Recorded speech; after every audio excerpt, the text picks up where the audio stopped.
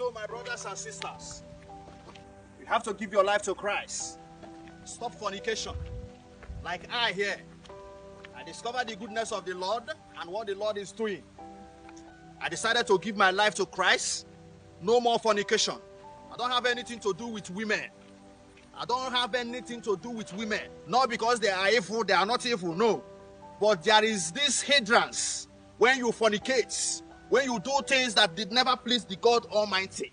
You have to stop all this, because in Christ Jesus, He gave His only begotten Son. This man! Whosoever believeth in Him.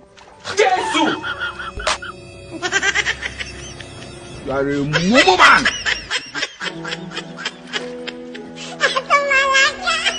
70 years old man. Rich watch and cup of tea, oh, funny people. Rich watch and cup of tea. He went to prison.